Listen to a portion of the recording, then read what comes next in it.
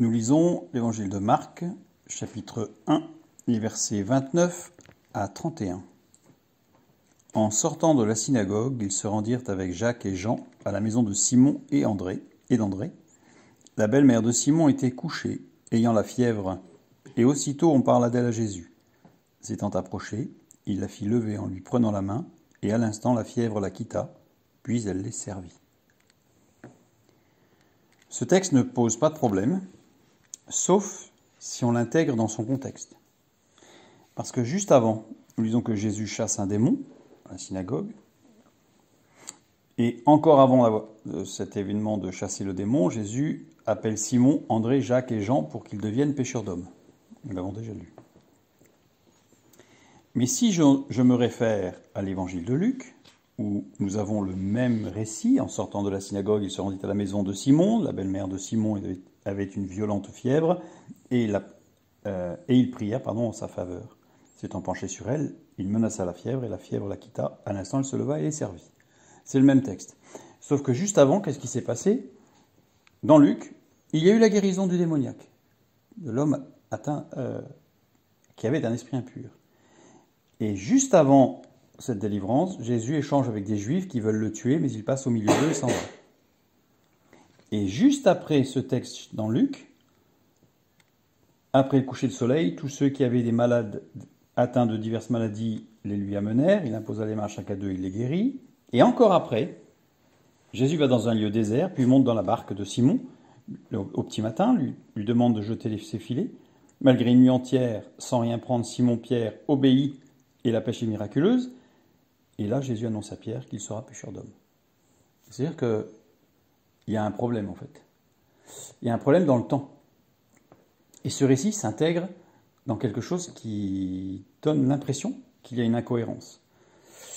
Alors, en regardant rapidement, parce que, évidemment, ces textes sont très très riches, Jésus chasse un démon, juste avant, dans les deux évangiles. Et les récits semblent identiques. Marc 1, 26, et l'esprit impur sortit de cet homme en l'agitant avec violence et en poussant un grand cri. Dans Luc, chapitre 4, le verset 35, Jésus le menaça, disant « Tais-toi et sors de cet homme », et le démon le jeta au milieu de l'assemblée, il sortit de lui sans lui faire aucun mal. Mais là, déjà, on a un problème. Parce que l'expression dans Marc, en l'agitant avec violence, sparasso, veut dire déchirer, en parlant de chien qui déchire une proie, ou de la foudre qui éclate quand elle tombe. Donc c'est violent. Or, dans Luc, on nous dit sans lui faire aucun mal. Et sans lui faire aucun mal, c'est l'association de deux mots, blapto, le verbe, qui veut dire léser, endommager, blesser, faire du tort, nuire. Il y a la négation, c'est pas le cas. Parce que la négation, c'est médéis, qui veut dire pas un, même pas un seul. Donc c'est absolument rien. Donc on a deux textes qui disent le contraire.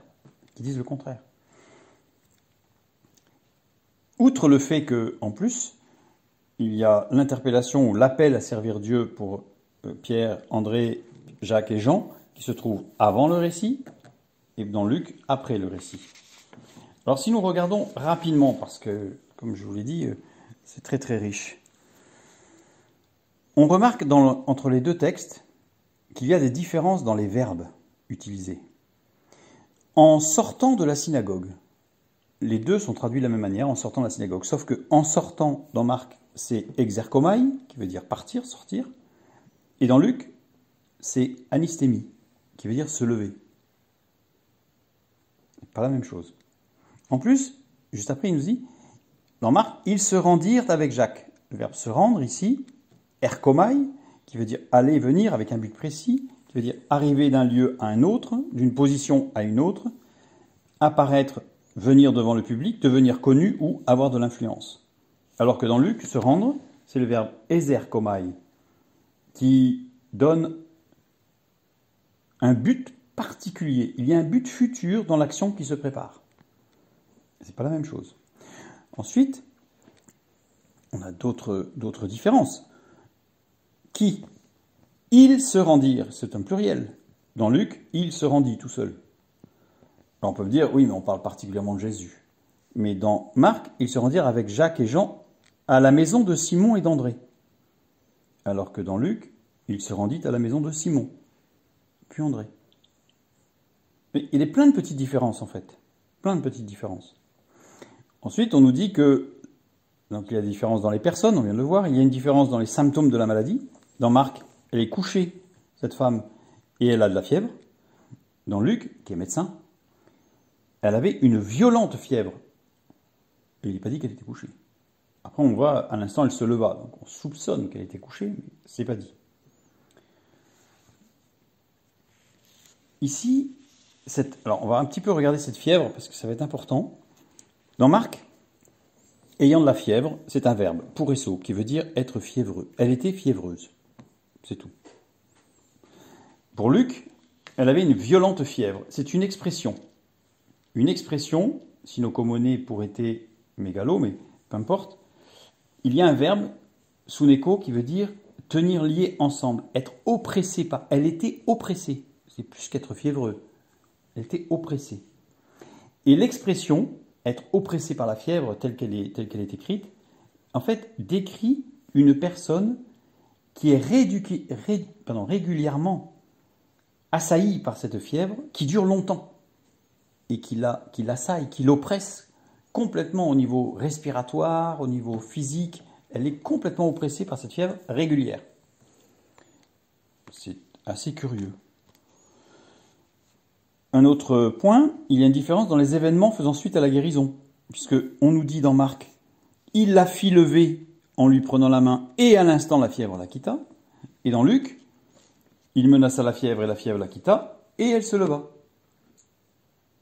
Donc elle s'est levée avant ou après ou pendant? C'est pas la même chose. Et puis se lever, dans Marc, c'est egeiro, qui veut dire réveiller du sommeil. C'est quelqu'un qui dort, qui se réveille. Alors que dans Luc, se lever, c'est anistémie. Le même verbe que Jésus quand il sort de la synagogue dans Luc toujours. Anistémie qui veut dire se lever. Donc là, elle s'est bien levée. Par contre, dans Marc, elle s'est réveillée. Donc, il la fit lever ou il la réveilla en lui prenant la main, peut-être. En fait, quand on y regarde bien, ce qu'on a fait très rapidement, mais quand on regarde vraiment précisément, on se rend compte qu'il s'agit de deux événements différents, mais très proches dans le temps. En fait, il s'agit de deux choses, de deux événements différents. Qu'est-ce qu'on voit? On voit que Jésus est à la synagogue. Il s'est levé pour aller, en urgence, vers la belle-mère de Pierre. Il a guéri cette femme d'une maladie chronique. La description pourrait laisser penser, parce que ça ne veut pas dire que c'est ça, mais quelque chose comme le paludisme, où il y a des crises récurrentes qui sont vraiment dévastatrices. Et ça, c'est Luc qui le décrit.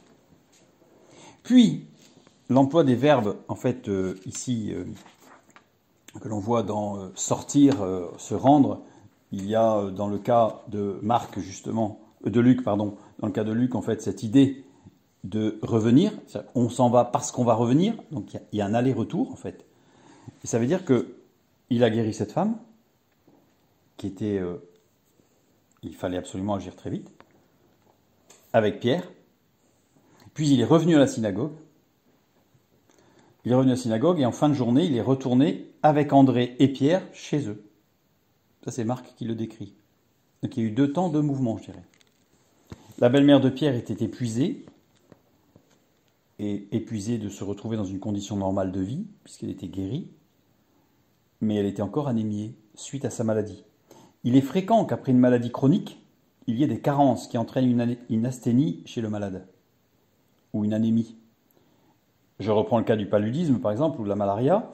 Le plasmodium, qui est la partie qui va venir attaquer en fait, dans le sang, a besoin de fer pour survivre, amenant très souvent une anémie sérieuse. Et donc un épuisement total.